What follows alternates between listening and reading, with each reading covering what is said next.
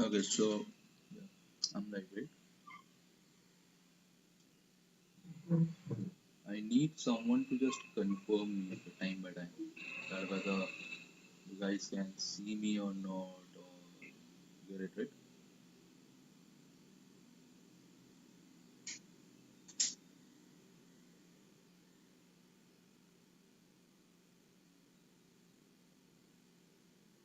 Well,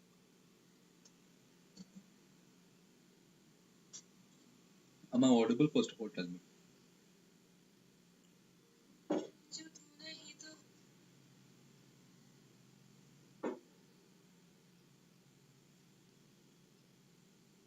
Let me check because I have changed a lot of settings of this. Okay, so I have to check whether I'm audible and visible and my quality of streaming is good or not. Okay, so this should be better. This should be better. Well, yeah, it is visible. So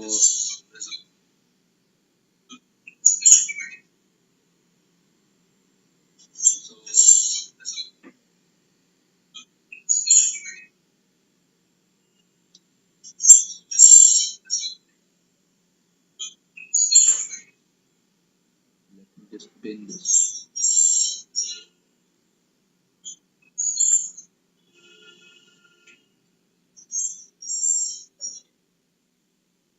So now this looks good. So I'll quickly share this on Discord and start with the video. Okay.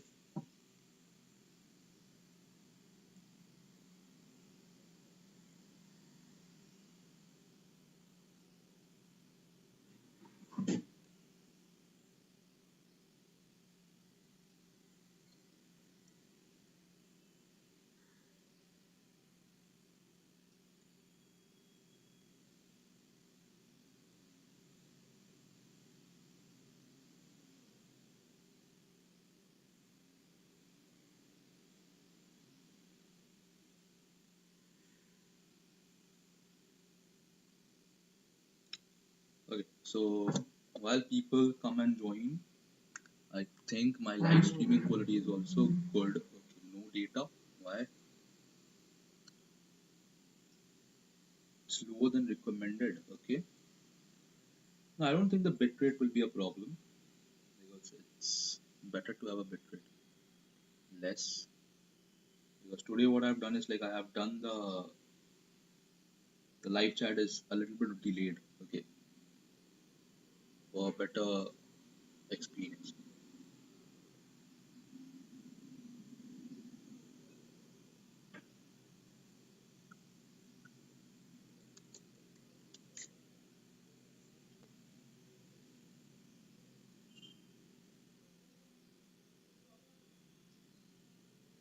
But I don't know why like not much people are over here.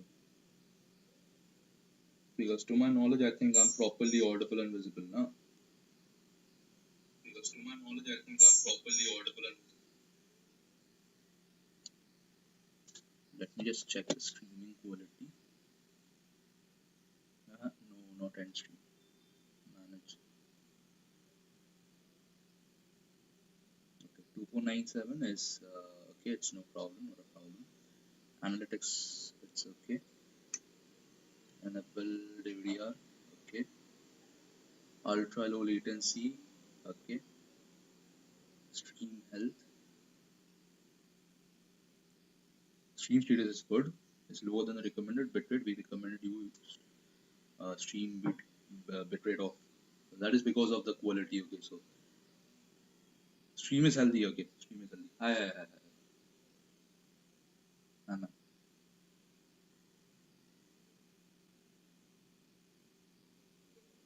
Okay, so let me extend connection. Okay, so let's start with today's video. Okay. So how many problems do you guys? अच्छा चल रहा है भाई अच्छा चल रहा है.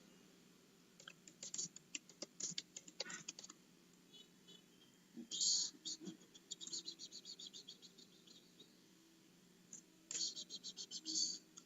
Okay, so the first problem: maximum containers on a ship. Okay, You're given a positive integer n representing n into n cargo deck on a ship. Each cell on the deck can hold one container with a weight of exactly W. Okay, let me just put it a little bit over here. Now it's okay.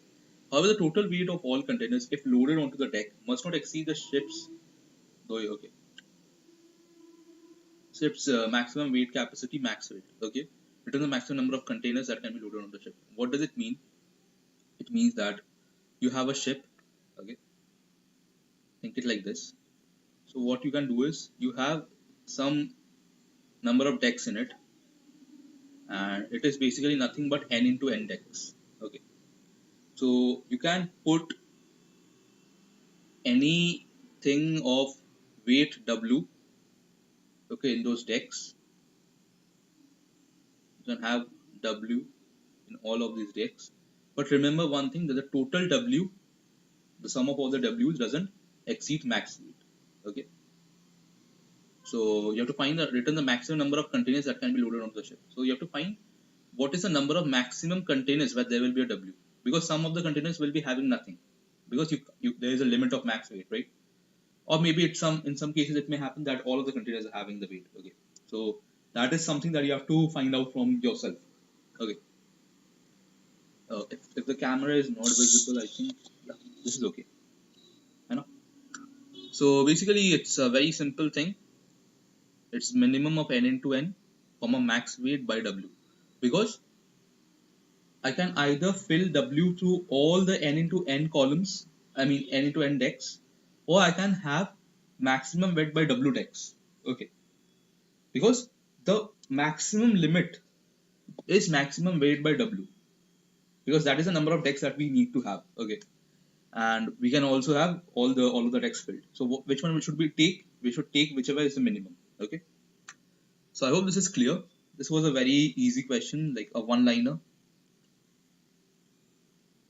Let's move on to the second problem. Find the minimum time to view properties graph. Yeah, properties graph is a question where you're given a 2D integer array properties.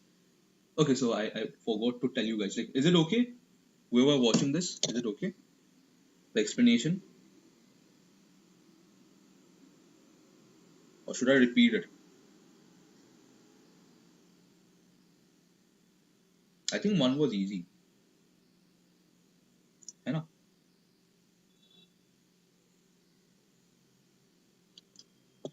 Okay, so I'll just move on.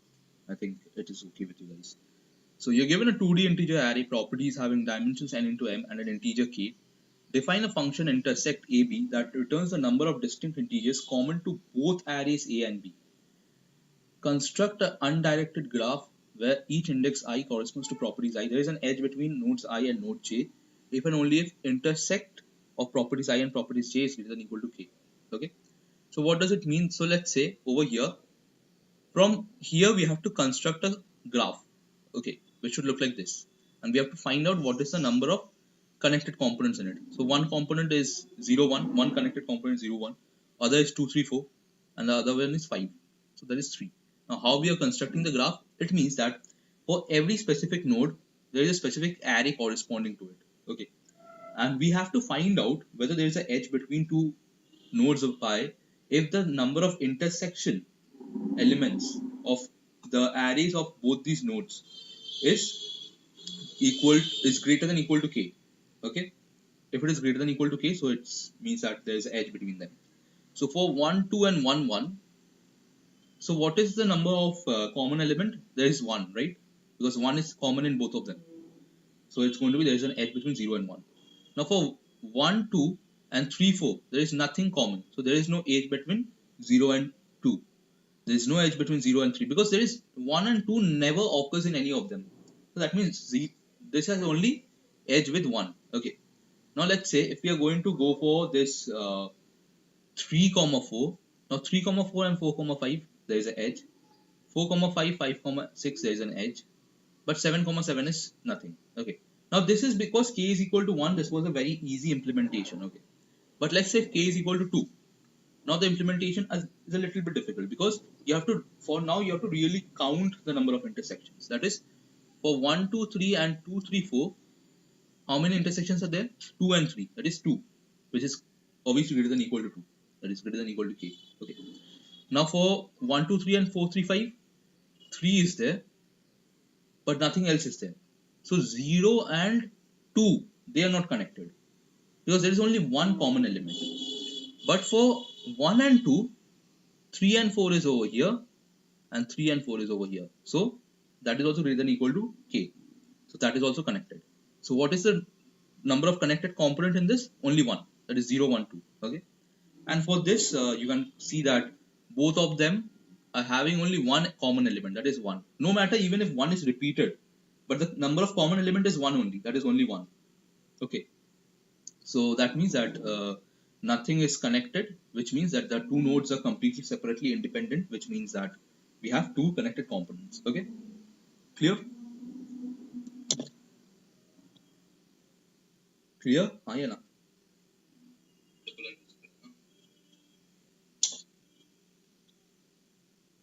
Clear? Yeah, na?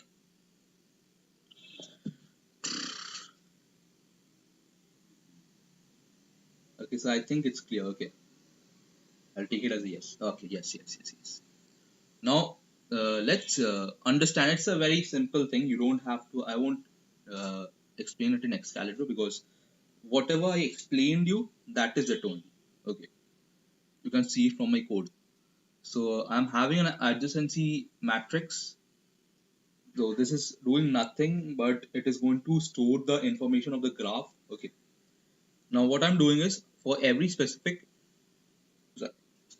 for all the pairs I and j. Okay. For I, I'm having an unordered map CNT, CNT1, count 1, which is going to store the count of elements in A, that is in the ith property. And then I'm having the count 2, which is going to store it in count 2. Okay. Now, whatever the elements that are common in count 1 and count 2, okay, that is going to contribute. That is going to make a C++. Okay. C is basically the count. Now, key value, yeah. If the count of that is there, or this is dot count, that is to check whether that key is present or not. So whichever key is present in count 1 as well as count 2, it means that that is a common element, right? Okay. Now if C is greater than equal to K, that is the number of common elements is greater than equal to K, then the ith node is connected to the jth node and the jth node is connected to the ith node, because this is a bidirectional. But I mean, there is no directional graph in this. Okay, there is no direction in this, so we have to connect both of them. That's the adjacency graph. Now we can have a DFS simply and find out like how many components are connected. Okay, so you know DFS, how to compute it, right? So I have used basically a functional interface kind of operation over here, where I'm taking the visited of all the nodes as false, and if the first I'm taking the visited of node as true, and then I'm visiting all the neighbor elements and performing DFS on that. Okay. So basically a kind of recursion DFS, very simple. And then I'm going to check, like, if I find that any of the element is not visited from that specific element, that means it is going to count as a separate connected component. Okay, and I have to DFS on that. Okay, clear? Return component. This is very simple. This thing is, you will find it out anywhere you go. You can find it out. Main part was this logic. Like if this is clear, everything will be clear. Okay, is it clear?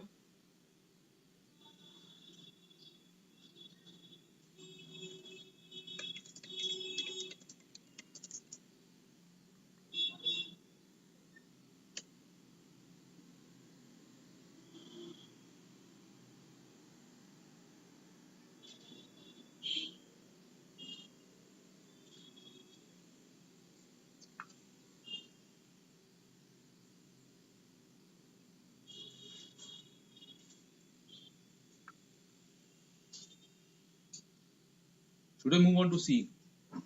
At least tell a no if it's a no.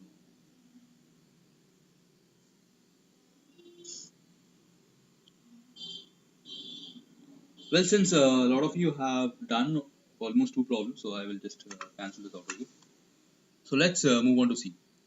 Find the minimum amount of time to brew potions.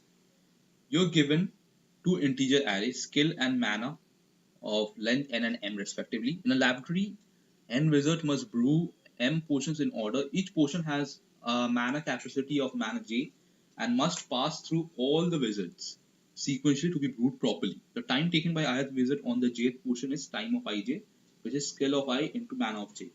Okay. Since the brewing process is delicate, a potion must be passed on to the next wizard immediately after the current wizard completes their work. This means that the timing must be synchronized so that each wizard begins working on a potion exactly when it arrives.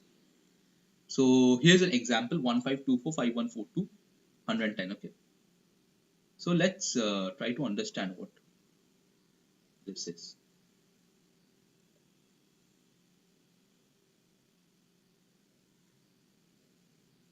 Okay. No. This is not what I wanted. This is not at all what I wanted. It got a little bit messed up. I know. Okay, just what you guys can do is you can ignore this.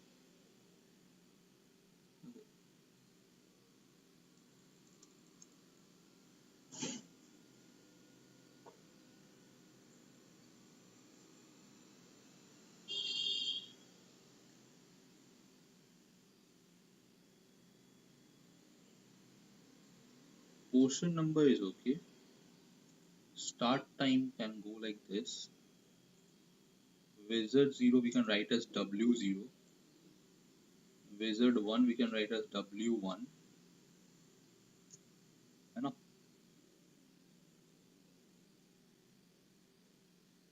Wizard 2 as W2. So that like you will understand this, what I am trying to make you understand. Okay. Wizard 3 is W3. Okay. Now see. Portion number, start time W0.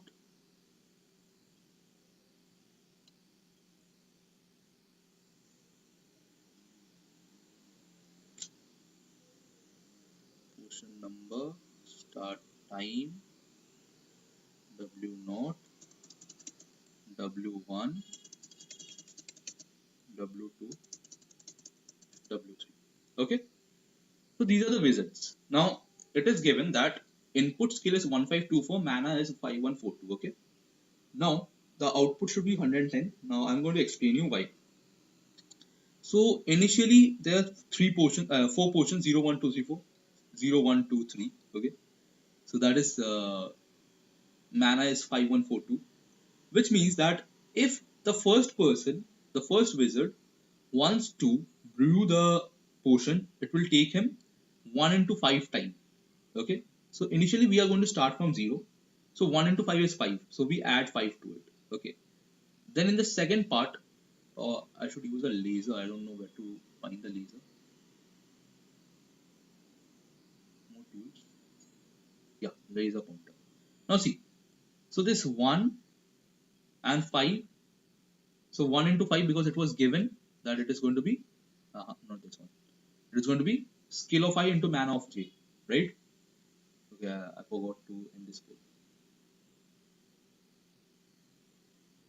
Now, which specifies that from 0 it is going to take 5. Okay, the time. Now, when the second portion is going to be operated, so it is 1. No. When the first portion is going to operate by the second wizard, it is 5. Okay, and this is 5. So 5 into 5 is 25. Now this wizard will take 25 times. So that is 25 plus 5. That is 30. Okay. Now we go on to the next person, that is 2. So 2 into 5 is 10. So 30 plus 10 is 40. Then 4 into 5, that is 20. Now 40 plus 20, 60. Okay. So in the second time, you are seeing that they are starting from 52. They could have started from any number, right? They could have started from 5. They could have started from like any number. I think 5 would have been the better option, right? Because 5 is where the first person has done with it. but they're starting from 52, right? So let's do one thing. Let us start from 5. I'll use a little bit lighter stroke. So let us start from 5. Okay, 5. Now in this is 1 and this is 1. So that means we are going to add 1 into 1, that is 6. So this becomes 6. Okay. Now it is 1 and 4, that is 4. So 6 plus 4 is 10, right? 10. Now you can see one thing, that wizard 1 is going to have a portion when he is having the first portion at time 0, but he's having the second portion at time 10. This is obviously not possible, right? He has to first consume brew the first portion, then the second. So he can't do that. So this is not a valid thing. Okay. Now since it is so big, so you may come up with the fact that okay, we may have it a little bit bigger, but we can have it as 50 also, right? Why 52? So let's say if we start with 50, okay, let's say if this is a 50. So what will this become? It is 51. Okay, because I just mentioned 1 into 1, so it is 51. Okay. What will this become? 1 into 4, so 55. Now it is okay, right? Now it is going good. 30 and 55, it is perfect. Now what is the next number? It is 5 into 2. No, not 5 into 2. It is going to be, I did, it's too confusing, man, just because like both of them are same now. So I went for, no, it should be 56, right? It is 5 into 1. Say it should be 56. I think I messed it up. It is the second portion and the wizards are going to take it. So 1. So 1 into 1, 1. 5 into 1, 5. Yeah, it is going to be 6. 56, right? And then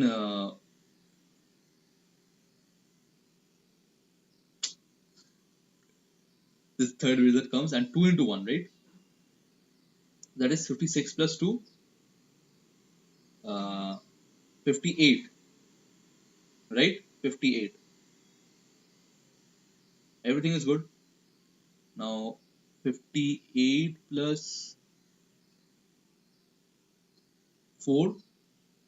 Oh, I think I'm doing something wrong.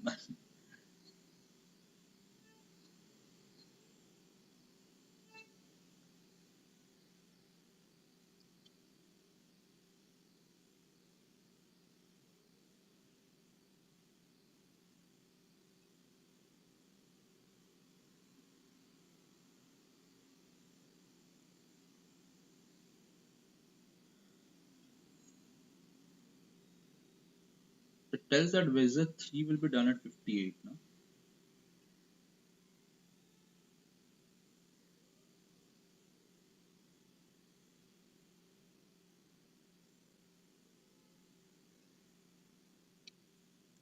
See, I'll just explain you from this. I think I'm getting too much confused with this. I'll just explain you from here. So see, if this was a 50, okay, so this will be 51, okay. This will be 51 plus 5, that is 56, okay. And this will be 56 plus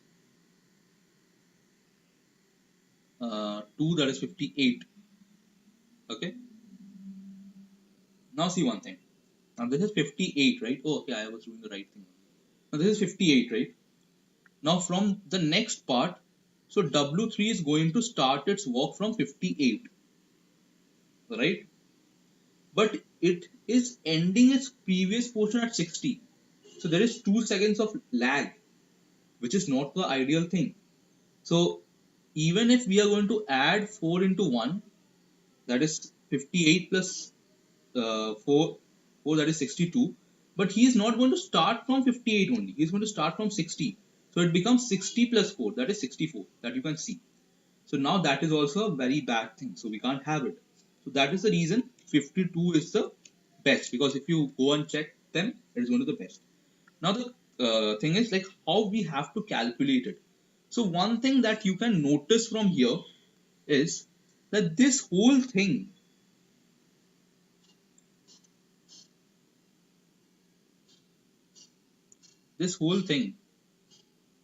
let me make the diagram very much clear. uh I'll use a straight line.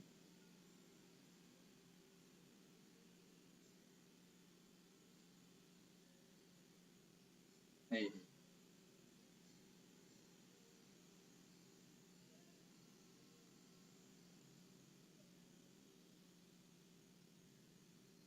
okay, so this whole thing, this is nothing but a DP. Okay, how? See, 5, 30, 40, 60. It is very simple. It is the previous element plus scale of I into mana of j, right? That is, this is 5. So initially the previous element is 0, right? So for the first row, you know what to do. Okay. But for the second row, you don't know what to do, right? So what you can do is, you don't know what the previous element is, right? So we can consider it to be 0. Let's say we are starting from 0 only. But we can't directly add 0 to it, right? Which means we have to start from this element. Okay, so we have to make it 5. Now what happens, since you know that you can start, since W0, the 0th wizard ends its walk at 5, so it can start from 5, right? The next walk. Now it becomes 6, and for every time you're going to check whether this 6 and 30 is greater or not. I mean, this is a proper satisfaction or not, right? Because if it is 6 and the wizard 1 can start its walk only from 30, so it's a not valid condition, right? So it is a non-valid condition, but we are not going to think about it initially. Okay, initially we are going to check whichever is valid, whether 6 is valid or 30 is valid. Because 30 is valid, because you can't start at 6, you have to start at 30. So add the next number to 30. Okay, what is the next number? The next number is 5, right? 5 into 1.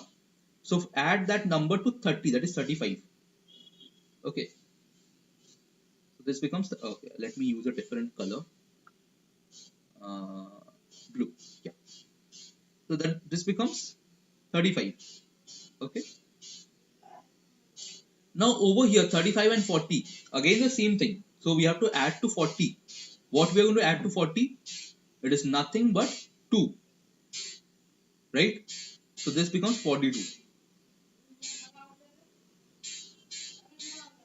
right? Now we have to check 42 and 60. Now we can't add to 42 because 60 is the time when it starts. So we have to add 4 to 60. So that is 64, right? Now that we are done with it, now we have to backtrack the whole row. Okay, that is, from 64, whatever we added, we have to subtract. That is, we added nothing but 4. So from 64, subtract 4. It is 60. At 60, what did we add?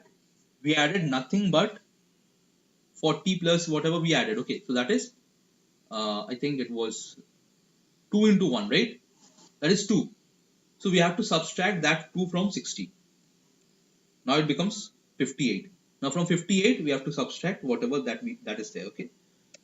So now what happens?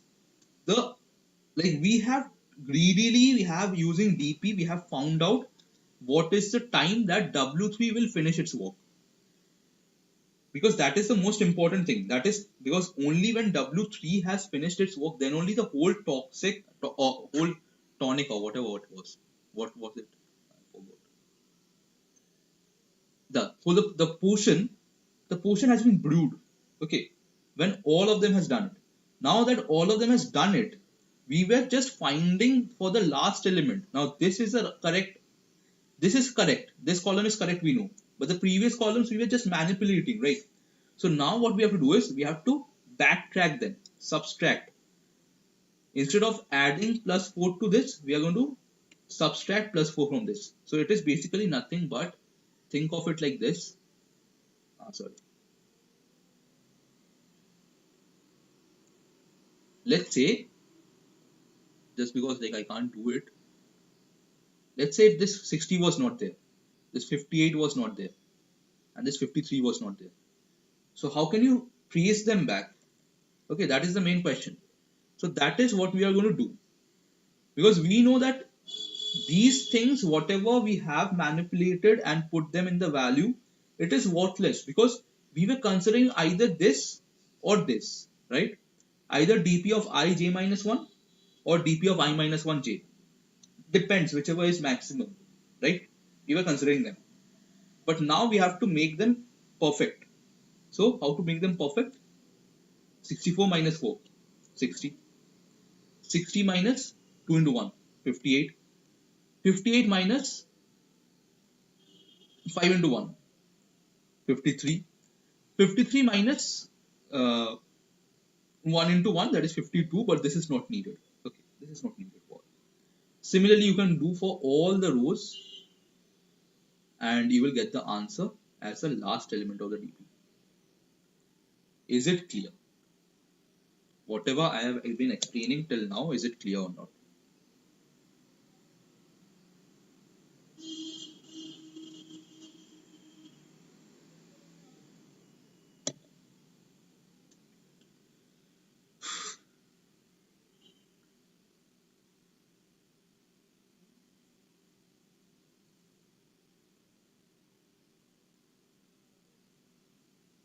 I think it will be better if I explain you with the code, okay? So m is equal to scale of size, n is equal to mana of size. I'm having a dp of n into m. Very good. Mana into scale. Now for every specific element, what I'm doing is I'm making c is equal to 0, that is c is the starting point. Okay. And as I told you that initially we are going to consider all of this as zeros. Okay. So for int j is equal to 0, j less than m, j plus plus, long no int. So we are going to add scale of j into mana of I into it. Okay. As I explained you right now. Now there is also another condition that if there is an element just above it, so we have to consider whichever is maximum, whether this is maximum or this is maximum. Okay. Or we could have done it like this also, like instead of having the C, we could have like maximized this. You don't have to understand that, okay? Whatever we could have done. So it is basically either you can add that thing to the previous element, that is C, or you can add that thing to the upper element, as I was mentioned telling you. But either add this to 58 or to 40. Okay? Whichever is maximum. So that is what we are done, that we are doing. Okay? And after we are done with it, so we are making dp of I of j is equal to c. Now that we are done with it, now we are going to backtrack them. So this is the backtrack. So from j is equal to m minus 2 to j greater than equal to 0, j minus minus. So we are going to backtrack them, that is dp of I of j plus 1 minus scale of j plus 1 into mana of I. That is for this. For this position, what is the number that I added? So now I have to subtract that number from there. Okay. And then at the end we can return dp of n minus 1, m minus 1. Okay. Clear? I think not much viewers over here. So yeah.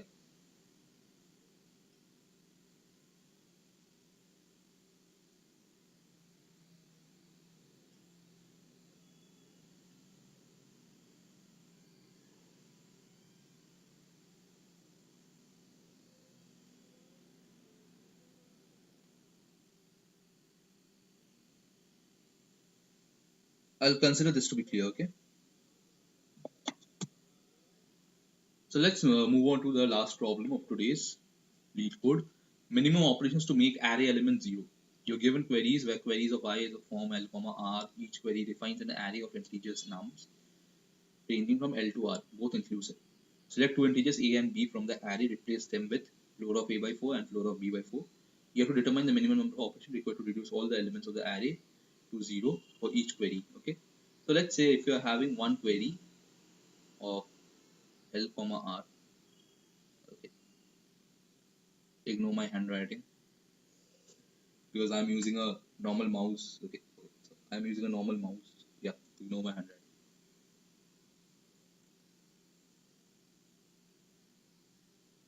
Okay. Now what happens is like this means that the array is going to contain all elements from L till R. Okay. Now what you can do is in one operation you can choose any two elements and divide them by 4. Okay.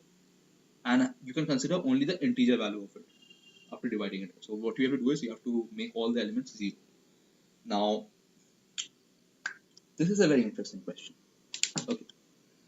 Because since you know that whenever there is a something like queries and like you have to find something out like that, so you have to understand one thing, that you can't have a normal brute force approach for this. Okay, you have to find out something better. Now it is a very understandable thing that if we are going to consider for L to R, it means that we have to consider from 0 to R. Okay, 0 or not 0 obviously, 1 to R. Okay, we have to consider from 1 to R, and we have to consider from 1 to L minus 1. Okay, because whatever, sorry, L minus 1, yeah, because whatever is in this, and if I subtract whatever is in this, I will get nothing but this. Okay, right? So whatever operations we have to do, we have to do it in that manner only, because that is what the prefix does. So first of all, let's understand this question. Okay, for every queries, since you have to find the answer, the sum of all the answers of the queries, so you can find the answer for q of 1 is r. Okay, and this is L minus 1 plus 1 by 2. What does it mean? Any idea? It is nothing but like, it is all about the sum. Okay, so first, now let's try to understand what the solution is. Okay, so the approach tells us that we can find that for 4 to the power e to 4 to the power e plus 1, the number to reduce them to 0 is e plus 1. What does it mean?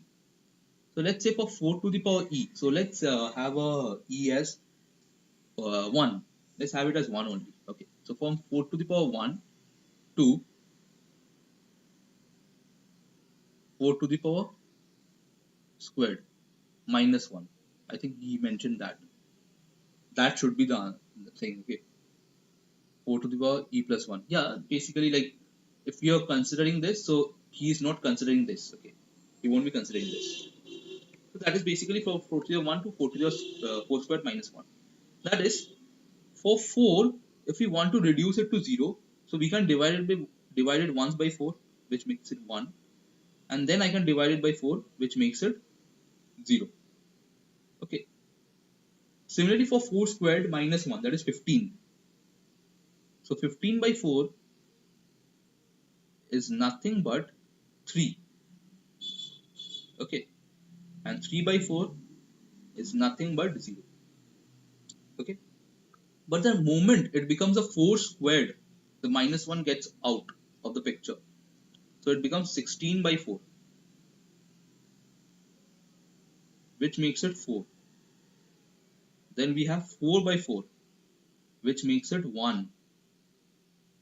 Then we have 1 by 4, which makes it 0. So we needed 3 operations for this. But earlier we needed 2 operations. So what is the number of operations for 4 to the power e till 4 to the power e plus 1? It is nothing but e plus 1. That is 2. Right? That is what he means. The number to reduce them to 0 is e plus 1. So if we want to find the total count for a number n, we first find the largest e that has 4 to the power e less than n. Because for 4 to the e to n, we can reduce them to e plus 1. Okay. So for all the numbers from 4 to the power e to n, we can reduce them for, the count to reduce them are e plus 1. Okay. Because let's say in the array I'm having some numbers from 4 to the power e till n. Okay, and you know that this n is lesser than 4 to the power e plus 1. Okay, so now since you know that, so you know that all of these elements needs e plus 1 number of operations to get reduced to 0. Okay, clear? Very good. And for the remaining from 1 to 4 to the power e minus 1, we just add them up. That is to sum 4 to the power I minus 4 to the power I minus 1 into I. Okay, that is, we're just simply adding them up. Okay, clear? It is basically like I'll tell you what he means. So let's say if you are having from 1 to uh, 1 to 17, let's say, okay, 1 to 17. So you know that there will be two parts that we don't have to consider only. One is 1 to 3 and the other is 4 to 15. Okay, and the other one is 16 and 17. So for this 16 and 17, we know we will be needing 3 and 3 operations, right? But for the remaining, we know how to calculate the sum of the operations. Okay, because this means that there are two elements. I mean, sorry, three elements. 1, 2, 3. Okay, that is 4 to the power, sorry, 4 squared, not 4 squared actually. 4 to the power 1 minus 4 to the power 0, right? That is three elements. And each element is going to have e, that is 1. Okay, because each element needs one number of operations to get eliminated to make it 0. So 4 to the power 1 minus 4 to the power 0. Now this becomes 4 squared minus 4 to the power 1. That is 15 minus 4. I mean 16 minus 4. And that is the range, right? 4 to 15, that is 16 and 4. And you have to multiply it with 2 because every number in it needs two number of operations to get reduced. So this is what he meant. Okay, clear? Notice that the number of times to reduce them is always sum plus 1 by 2. This is a very interesting thing. What is the number of times to reduce them? Okay, so let's say the sum. So 1, 2, 3. Okay, 1, 2, 3. We know that we can reduce this and this in one operation. And for this, you need one more operation. That is, total how many operations did we need? 2. Right? And what does he tell us? That you need sum plus 1 by 2 operations. Let's try to understand why. This 4 to the power 1 minus 4 to the power 0 into 1. Okay. What is the sum over there?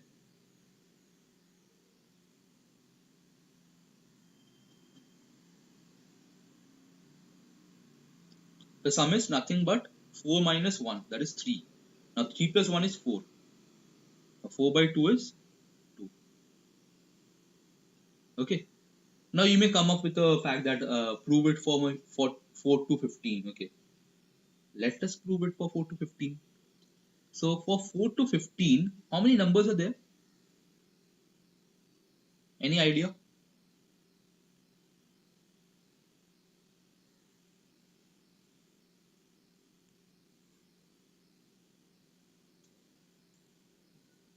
Okay. Are anyone watching it or not? So based on that, I will ask you guys. Okay. So not much people are watching it. So okay. So for 4 to 15, there are basically nothing but 12 numbers. Okay. Now for every specific number, we can have two number of operations. So if we are having a greedy approach that we are going to eliminate the ultimate two numbers, so which makes it we are going to have 12 by 2, that is 6 number of operations. Now in this case, I am not getting it as 12 by 2. I am making it 12 plus 1 by 2, right? 12 plus 1 by 2, which is also 6, because we are going to round it off. I mean, we have to float it off, right? So that is also 6. But why are we not taking as 12 by 2? Because that is a more accurate thing, right? Because if we are going to take 12 by 2, in this case it will be 3 by 2. I mean 3 by 1. Uh, 3 by 2, yeah. 3 by 2. But that shouldn't be the case. It should be 4 by 2. So it depends upon whether the number of elements in it is odd or even. If it is even, then sum by 2 works. Okay, then sum by 2 works. But if it is odd, then it doesn't work. So in that case, we have to make it plus 1. But this plus 1 works for even as well as odd. So for even, if you are having it sum by 2, it works. If you are having sum plus 1 by 2, it works. So it's better to consider the formula as sum plus 1 by 2. Okay. When considering some boundary case, when we eliminate even times of e minus 1 and e, it end up being e minus 1, e minus 1, e minus 1, e minus 1, e. What the heck is this? Right? Now see, if you're eliminating even times of e minus 1 and e, okay, it means that it may happen that you eliminated two e minus 1s, but you needed a e for that. What do I mean by that? Let me explain you. Okay, this elimination things. So what I was doing, if there is two ones and there is a 2, what do I mean by that? I'll tell you. I'll tell you right now, right away. So let's say if there is 2, 3 and 4. This is a possible case, right? So for this 2 and 3, we'll need 1 operation, right? But this for this 2, we need 2 operations. Now, according to our formula, as till now, what we have done is we haven't considered the edge cases. So what we were doing is we were eliminating these two, which takes us 1 operation, and then we can eliminate this by 2 operations, which adds up to 3 operations, right? But what if I told you there is a better approach to do it? What if what if I made this and this cancelled? So now this becomes 1 and the number of operations is 1. Now I cancel this and this. So we needed one more operation. So in the previous case we were using 3 operations, but now we use just 2 operations. So this is the edge case. So either we can have 2 e minus 1s or 2 e's, or we may have 1 e minus 1 and 1 e. Okay. Or there is also another condition that there is only 1 e. But this is not a valid condition, because you can say that since you know that r is less than l, so we don't have to consider this case. Okay. So you don't need this. So now let's understand what he has done. Okay. Find of answer q of I, q of 1 minus q l minus 1 plus 1 by 2. Okay. That is, I'm going to consider for this and that, and then add 1 to it and by 2. So this is basically considering as nothing but the sum. Okay. This is going to be having a kind of a feeling of a sum. Okay. And what is the find answer for int n? We know that if n is equal to 0, return 0, because if it is 0, which means that we are starting from 1, so we don't have to consider anything only, right? Because if L is equal to 1, if L is equal to 1, what we were doing earlier, we were considering the fact that, I explained it well, yeah, we were going from 1 to L minus 1, right? So this L minus 1 is 0. So from 1 to 0, there is nothing present, right? So we don't have to consider anything. So that is the base case. That is, if it is 0, return 0. We are okay with it. Now what is E? E, as I told you, it's the maximum value of E, such that 4 to the power E is lesser than N, right? So you are using the floor n by log 4 operation, because there is no log base 4 in what is it, in C++.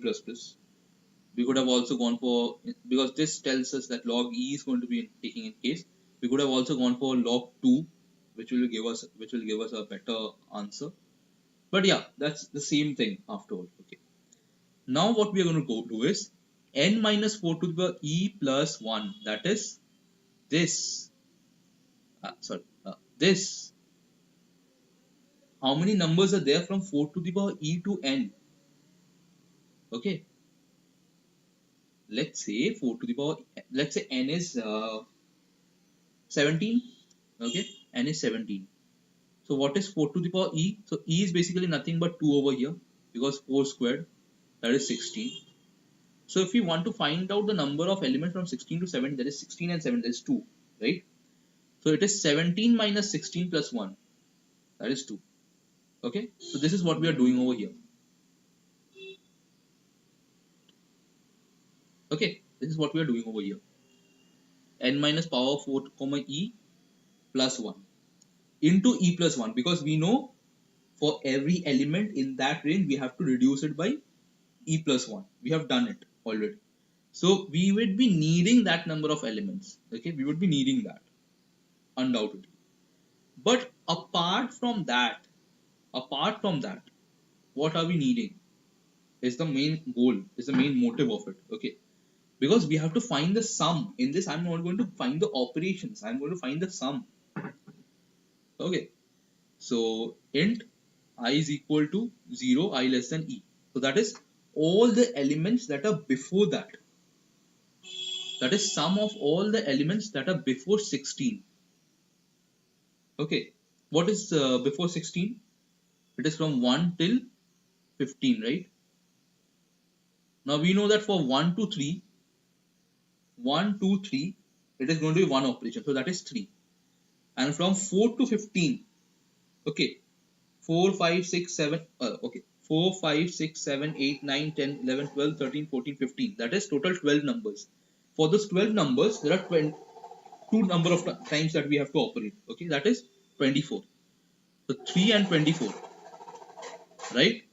Now if you look at this formula, it is going to make you 4 comma I into I plus 1. Okay, and why is this 3? You may tell me that why is it 3, man? Why do we make it 3? Because it is nothing, 3 is nothing but 4 minus 1.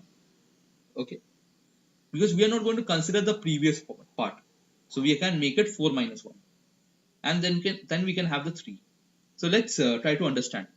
If I is equal to 0, so 3 into 1 into 1, that is 3. Okay, 3 into 1 into 1, 3. Good for understanding it. Now for the next part, it is going to be 3 into 4 into 2. Okay, 3 into 4 into 2. 3 4 is 12, 12 2 is 24.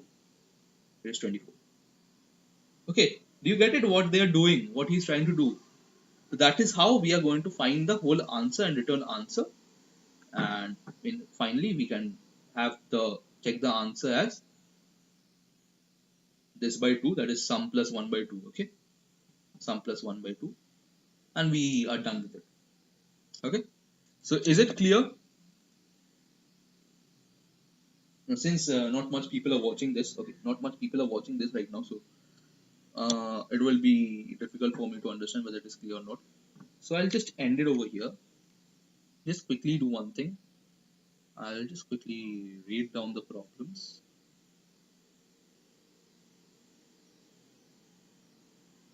Let's divide it into, first of all, 3 parts.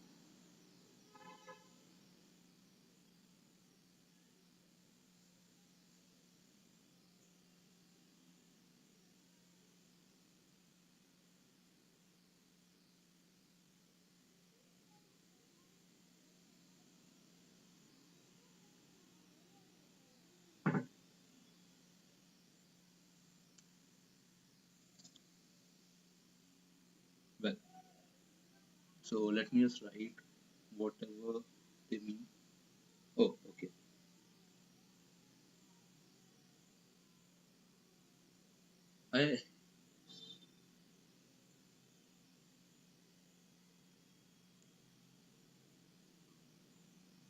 Okay, okay, okay, okay, got it.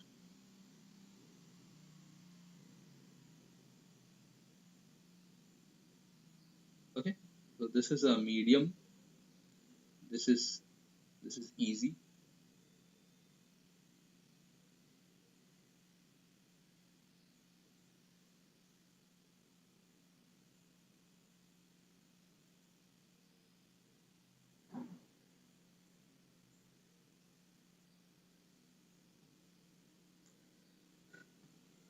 Okay, the first problem it was easy, man.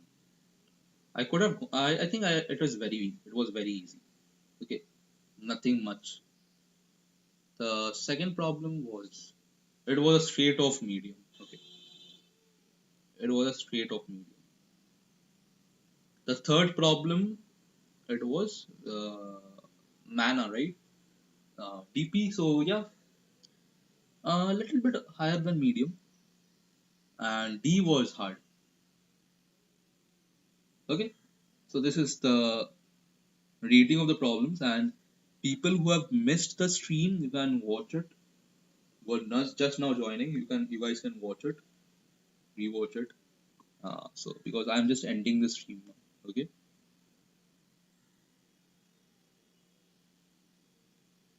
so okay guys, that's it from my side. Thank you.